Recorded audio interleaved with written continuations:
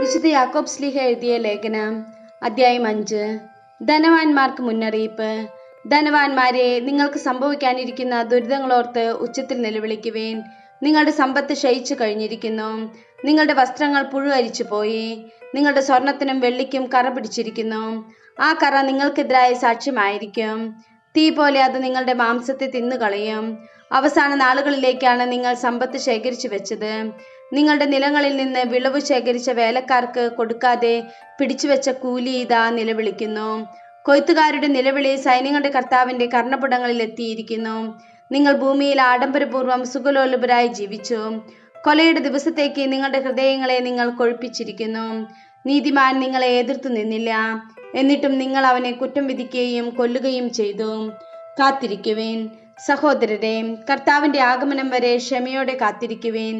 ഭൂമിയിൽ നിന്ന് നല്ല ഫലങ്ങൾ ലഭിക്കുന്നതിനു വേണ്ടി കൃഷിക്കാരൻ ആദ്യത്തെ മഴയും അവസാനത്തെ മഴയും ക്ഷമയോടെ പ്രതീക്ഷിച്ചിരിക്കുന്നത് പോലെ നിങ്ങളും ക്ഷമയോടെ ഇരിക്കുവേൻ, ദൃഢചിത്തരായിരിക്കുവേൻ.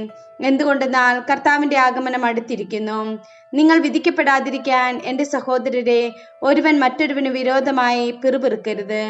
ന്യായാധിപൻ ഇതാ വാതിൽക്കൽ നിൽക്കുന്നു.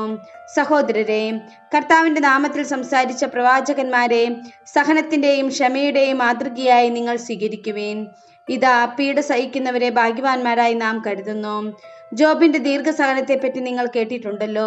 കർത്താവ് അവസാനം അവനോട് എന്തു ചെയ്തെന്നും അവിടുന്ന് എത്രമാത്രം ദയയും കാരുണ്യവും ഉള്ളവനാണെന്നും നിങ്ങൾക്കറിയാമല്ലോ. എൻ്റെ സഹോദരരെ, സർവോപരി നിങ്ങൾ ആണയിടരുത്. സ്വർഗത്തെ കൊണ്ടും ഭൂമിയെ കൊണ്ടും മറ്റൊന്നിനെയും കൊണ്ടും അരുത്. ശിക്ഷാവിധിയിൽ വീഴാതിരിക്കാൻ നിങ്ങൾ അതെ എന്ന് പറയുമ്പോൾ അതെ എന്നും അല്ല എന്ന് പറയുമ്പോൾ അല്ല എന്നും ആയിരിക്കട്ടെ. രോഗിക്ക് വേണ്ടി പ്രാർത്ഥന. നിങ്ങളുടെ ഇടയിൽ ദുരിതം അനുഭവിക്കുന്നവൻ പ്രാർത്ഥിക്കട്ടെ. ആഹ്ലാദിക്കുന്നവൻ സ്തുതിഗീതം ആലപിക്കട്ടെ. നിങ്ങളിൽ ആരെങ്കിലും രോഗിയാണെങ്കിൽ അവൻ സഭയിലെ ശ്രേഷ്ഠന്മാരെ വിളിക്കട്ടെ. അവർ കർത്താവിന്റെ നാമത്തിൽ അവനെ തൈലാഭിഷേകം ചെയ്ത് അവനു വേണ്ടി പ്രാർത്ഥിക്കട്ടെ. വിശ്വാസത്തോടെയുള്ള പ്രാർത്ഥന രോഗിയെ സുഖപ്പെടുത്തും. കർത്താവ് അവനെ എഴുന്നേൽപ്പിക്കും. അവൻ പാപങ്ങൾ ചെയ്തിട്ടുണ്ടെങ്കിൽ അവിടുന്ന് അവന് മാപ്പ് നൽകും. നിങ്ങൾ സൗഖ്യം പ്രാപിക്കാനായി പരസ്പരം പാപങ്ങൾ ഏറ്റുപറയുകയും പ്രാർത്ഥിക്കുകയും ചെയ്യുവേൻ. നീതിമാന്റെ പ്രാർത്ഥന വളരെ ശക്തിയുള്ളതും ഫലദായകവുമാണ്. ഏലിയ നമ്മെപ്പോലുള്ള ഒരു മനുഷ്യനായിരുന്നു. മഴ പെയ്യാതിരിക്കാൻ അവൻ തീഷ്ണതയോടെ പ്രാർത്ഥിച്ചു.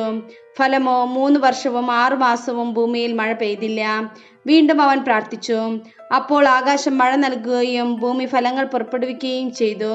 എൻ്റെ സഹോദരരെ, നിങ്ങളിൽ ഒരാൾ സത്യത്തിൽ നിന്ന് വ്യതിചലിക്കുകയും അവനെ വേറൊരാൾ തിരിച്ചു കൊണ്ടുവരികയും ചെയ്യുന്നെങ്കിൽ പാപിയെ തെറ്റായ മാർഗത്തിൽ നിന്ന് പിന്തിരിക്കുന്നവൻ തൻ്റെ ആത്മാവിനെ മരണത്തിൽ നിന്ന് രക്ഷിക്കുകയും തൻ്റെ നിരവധിയായ പാപങ്ങൾ തുടച്ചു മാറ്റുകയും ചെയ്യുന്നുവെന്ന് നിങ്ങൾ അറിഞ്ഞുകൊള്ളുവിൻ.